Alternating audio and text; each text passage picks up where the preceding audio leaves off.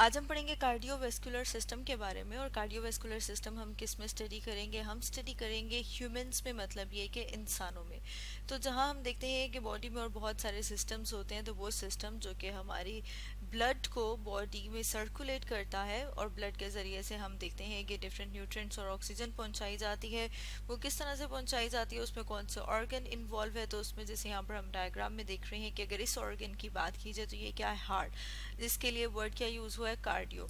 और अगर वेस्कुलर की बात करें तो हम देखते हैं कि यहाँ पर ये जो ब्लू और रेड कलर में हमें वेसल्स नज़र आ रही हैं, ब्लड वेसल्स, और साथ में हम देख रहे हैं हार्ट। तो हार्ट और ब्लड वेसल्स मिलके जो एक सिस्टम बना रही है, जो हम देख रहे हैं कि पूरा एक नेटवर्क मौजूद है पूरी बॉडी में। तो ये सिस्टम क्या कहलाता है? ये सिस्टम कहलाता है कार्डियोवेस्कुलर सिस्टम। तो हम ये कह सकते हैं कि कार्डियोवेस्कुलर सिस्टम में क्या क्या मौजूद होता है। तो उसमें हम देखते हैं कि हार्ट, मतलब ये कि दिल, उसके अलावा ब्लड वेसल्स, ब्लड वेसल्स जिसके अंदर क्या होता है, जिसके अंदर जो है वो ब्लड मूव करता है, और ब्लड वेसल्स के ज़रिए से ब्लड को पहुंचाया जाता है बॉडी के डिफरेंट ऑर्गन्स तक, बॉडी के डिफरेंट टिश्यूज़ तक। तो हम देखते हैं कि जो हमारा हार्ट है वो तकरीबन जो है वो 5 लीटर ब्लड जो है उसको पंप करता है और उसको ट्रांसपोर्ट किया जाता है, मतलब ये कि उसको एक जगह से दूसरी जगह पहुंचाया जाता है। किन के ज़रिए से? ये ट्यूब लाइक जो स्ट्रक्चर हैं जिन्हें के ब्लड वेसल्स कहा जाता है, इनके ज़रिए से।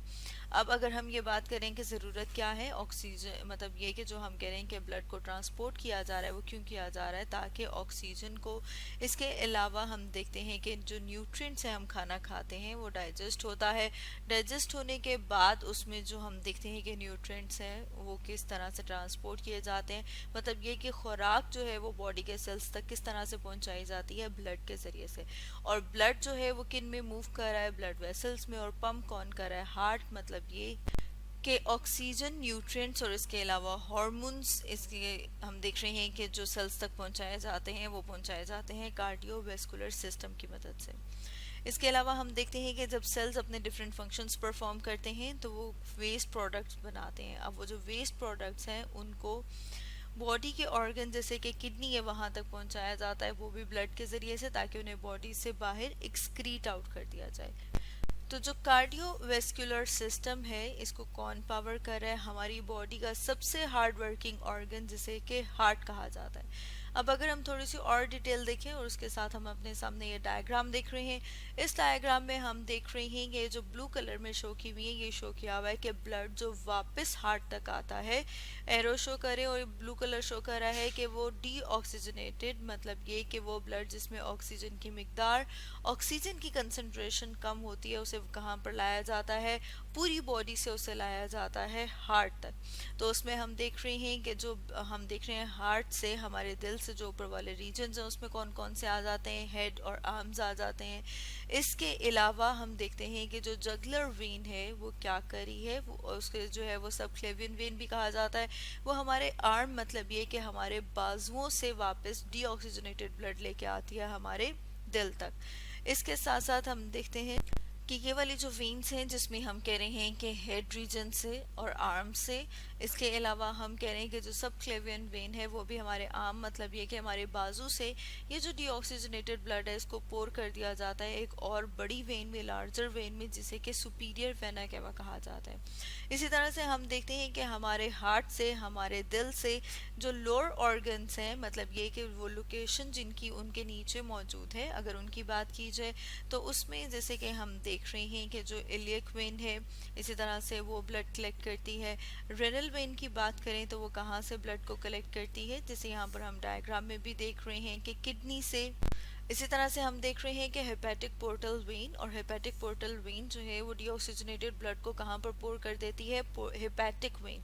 अब ये जो हेपेटिक वेन है ये कहाँ से लेके आ रही है ब्लड? फर्दर लिवर, और हम देख रहे हैं कि डाइजेस्टिव ट्रैक में फर्दर जो है वहाँ से डीऑक्सीजनेटेड ब्लड करके हेपेटिक पोर्टल वेन, और हेपेटिक पोर्टल वेन इसको पोर कर देती है उस वेन में जो फर्दर हम देख रहे हैं कहाँ से ओरिजिनेट हो रही है, मतलब ये कि कहाँ से आगे जा रही है, वो हम देख रहे हैं कि लिवर से।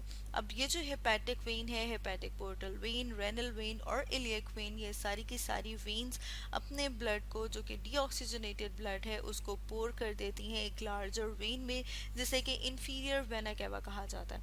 अब हमने देखा कि ऊपर हमने बात की थी सुपीरियर वेना केवा। सुपीरियर मतलब ये कि ऊपर, जो हमारे दिल से ऊपर वाला रीजन है वहाँ से जो डीऑक्सीजनेटेड ब्लड करके सारा का सारा पोर किया जाता है वो पोर किया जाता है सुपीरियर वेना केवा में। इसी तरह से हम देखते हैं कि जो हमारा हार्ट है, दिल है, उससे जो लोअर ऑर्गन्स हैं वहाँ से ब्लड को कलेक्ट करके कहाँ पर पोर किया जाता है, एक और लार्जर वेन में जिसे कि इंफीरियर वेना केवा कहा जाता है। अब ये सुपीरियर और इंफीरियर वेना केवा ये दोनों के दोनों मिलके जो डीऑक्सीजनेटेड ब्लड है उसको कहाँ पर लेके आएंगे, हार्ट के पास। अब हमारे हार्ट से आप देख रहे हैं कि एक एरो लेके जा रहे हैं, मतलब एक और वेन का हम सॉरी आर्टरी जो है वो कहाँ तक जा रही है, वो जा रही है हमारे लंग्स तक, उसे कहा जाता है पल्मोनरी आर्टरी। तो यहाँ पर हम ये डिफरेंस भी देख सकते हैं कि जो ब्लड को वापस हार्ट तक लेके आते हैं ब्लड वेसल्स उन्हें कहा जाता है वेन्स, और जो हार्ट से लेके जा रही हैं ब्लड उन्हें क्या कहा जाएगा, उन्हें कहा जाएगा आर्टरी। अब हम देख रहे हैं कि पल्मोनरी आर्टरी जो है वो लेके तो कौन सा ब्लड जा रही है, डीऑक्सीजनेटेड, क्योंकि ब्लू कलर है, लेकिन वहां पर कार्बन डाइऑक्साइड, डीऑक्सीजनेटेड ब्लड में ऑक्सीजन की मिकदार कम होगी और कार्बन डाइऑक्साइड की मिकदार ज़्यादा होगी। तो हम देखते हैं कार्बन डाइऑक्साइड कहाँ पर आ जाएगा, लंग्स में, और जो लंग्स में मौजूद ऑक्सीजन है वो कहाँ पर डिफ्यूज़ हो जाएगा, वो ब्लड में डिफ्यूज़ हो जाएगा, और ब्लड में डिफ्यूज़ होने के बाद अब हम देख रहे हैं कि यहाँ पर इसका कलर चेंज हो गया। अब ये जो कलर चेंज हो गया है ये अब कौन सा कलर हो गया है, रेड कलर, और रेड कलर शो कर रहा है ऑक्सीजनेटेड ब्लड को, मतलब ये कि वो ब्लड जिसमें ऑक्सीजन की मिकदार ज़्यादा है। तो हम देख रहे हैं कि एरो अगर देखें साथ साथ, तो ये एरो ये शो कर रहा है कि लंग से वापस ब्लड कहाँ पर आएगा, हार्ट के पास, और फिर हार्ट से ब्लड जो है वो कहाँ पर पोर किया जाता है, एक हम देख रहे हैं main branch, main artery blood vessel जिसे कि एओर्टा कहा जाता है।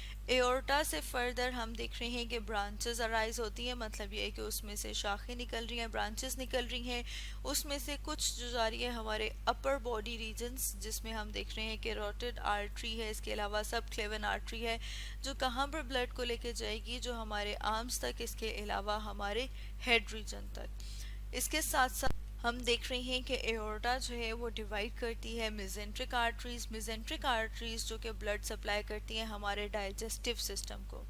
डाइजेस्टिव सिस्टम कौन सा वाला सिस्टम है, हमारा वो वाला सिस्टम जो फूड को डाइजेस्ट करता है, मतलब ये कि जो हम खाना खाते हैं, जो हम खुराक लेते हैं, उसको जो है हजम किया जाता है किसके ज़रिए से, डाइजेस्टिव सिस्टम के ज़रिए से। इसके अलावा रेनल आर्टरी जो है वो ऑक्सीजनेटेड ब्लड को सप्लाई करती है किडनी तक, और इलियक आर्टरी फर्दर उससे जो ब्रांचेस अराइज हो रही हैं वो कहाँ पर जाती हैं, ट्रंक रीजन और लेग्स, मतलब ये कि जो हमारी टांगे हैं। और अगर हम ट्रंक रीजन की बात करें तो उसके लिए साथ में डायग्राम देख लेते हैं। हम देख रहे हैं कि ये हेड रीजन, साथ में आर्म्स और लेग्स, इन्हें लिम्स कहा जाता है, और ये जो रीजन है इसे क्या कहा जाता है, ट्रंक। तो हम देख रहे हैं कि जो इलियक आर्टरी है वहाँ से कैपिलरीज अराइज होंगी। कैपिलरीज मतलब ये कि उससे जो फाइन ब्रांचेस होती हैं उससे फर्दर और ब्रांचेस होंगी, उसे क्या कहेंगे, उसे कहेंगे कैपिलरीज। अब हम देख रहे हैं कि कैपिलरी लेवल के ऊपर क्या होता है कि जो ऑक्सीजन है वो ब्लड से कहाँ पर चली जाएगी, बॉडी के सेल्स, बॉडी के ऑर्गन्स तक, और जो सेल्स हैं उन्होंने जो कार्बन डाइऑक्साइड प्रोड्यूस की है वो डिफ्यूज हो जाएगी ब्लड में। इसलिए हम देख रहे हैं यहाँ पर कलर दोबारा से चेंज हो गया है, मतलब ये कि यहाँ से हम देख रहे हैं रेड से दोबारा किस साइड पे चला गया है, ब्लू साइड पे। तो इस तरह से हम देख रहे हैं एक कंप्लीट सर्किट चल रहा है, कंप्लीट साइकिल चल रहा है, जिसमें हमारा हार्ट का बहुत इंपॉर्टेंट रोल है क्योंकि ये ब्लड को पंप करता है। और इसमें हम देखें तो हम देख रहे हैं कि दो सर्किट्स हैं, एक ये सर्किट, ये लूप बन रहा है, अगर हम इसको ऐसे ड्रॉ करें, जिसमें क्या है, डीऑक्सीजनेटेड ब्लड पंप किया जाता है हार्ट से लंग्स तक, और फिर वापस लंग्स से ऑक्सीजनेटेड ब्लड को पंप किया जाता है हार्ट तक। तो ये जो सर्किट है इसे कहेंगे, या फिर ये जो सर्कुलेशन है इसे कहेंगे पल्मोनरी सर्कुलेशन। इसके अलावा हम देख रहे हैं एक ये लूप बन रहा है जिसमें क्या होता है, ब्लड को पंप किया जाता है, जिसमें हम देख रहे हैं ऑक्सीजनेटेड ब्लड को पंप किया गया है बॉडी तक, और फिर वापस डीऑक्सीजनेटेड ब्लड को लेके आया जाता है बॉडी के डिफरेंट ऑर्गन्स और सेल से वापस हार्ट तक। तो ये जो सर्कुलेशन है जिसमें ऑक्सीजनेटेड ब्लड को पंप किया गया ऑर्गन्स तक और डीऑक्सीजनेटेड ब्लड को वापस लेके आया गया, इस सर्कुलेशन को कहा जाता है सिस्टमैटिक सर्कुलेशन। तो हम देख रहे हैं ये ब्लड वेसल्स और इसके साथ जो हमारा पंपिंग ऑर्गन है हार्ट, ये मिलके जो सिस्टम बनाता है उसे कहा जाता है कार्डियोवैस्कुलर सिस्टम, जो कि आज हमने स्टडी किया।